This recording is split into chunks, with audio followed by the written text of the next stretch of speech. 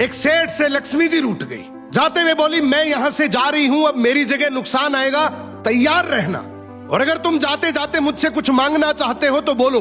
सेठ बहुत समझदार था, बड़ी विनम्रता से बोला, माता नुकसान आ रहा है तो आने दीजिए, बस मुझे आप एक वरदान दीजिए कि मेरे परिवार में हमेशा सुख शांति बनी रहे। लक्ष्मी जी मुस्कुराई, तथास्तु कहा और वहां से चली गई। अब उस सेठ की 4 बहुएं थी। कुछ दिनों बाद सबसे छोटी बहू खिचड़ी बना रही थी। उसने खिचड़ी में नमक डाला और अपने काम में व्यस्त हो गई। तभी दूसरी बहू आई और उसने खिचड़ी को बिना चखे ही और नमक डाल दिया और वो भी अपने काम में व्यस्त हो गई। ऐसे एक एक करते तीसरी और चौथी बाकी की 2 बहुएं भी आई, उन्होंने भी खिचड़ी को बिना चखे ही उसमें नमक डाल दिया।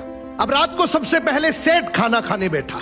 जैसे ही उसने खिचड़ी का 1 चम्मच लिया, उसे महसूस हो गया कि इसमें बहुत ज्यादा नमक है, और सेठ जी तुरंत समझ गए कि नुकसान आ चुका है।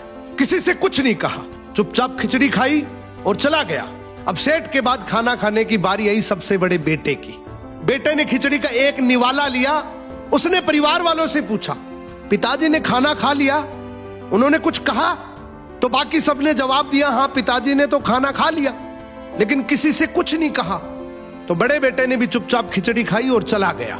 ऐसे ही करके परिवार के बाकी सारे सदस्य एक एक करके आए, अपने से पहले वालों के बारे में पूछा, कुछ नहीं कहा, चुपचाप खिचड़ी खाई और चले गए।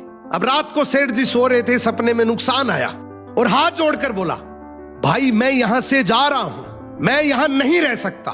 तो सेठ जी ने पूछा, क्यों, क्या हो गया? नुकसान बोला, तुम सबने मिलकर 1 किलो नमक खा लिया, पर मजाल है कोई किसी पर नहीं चिल्लाया, किसी ने गुस्सा नहीं किया, सब शांत रहे।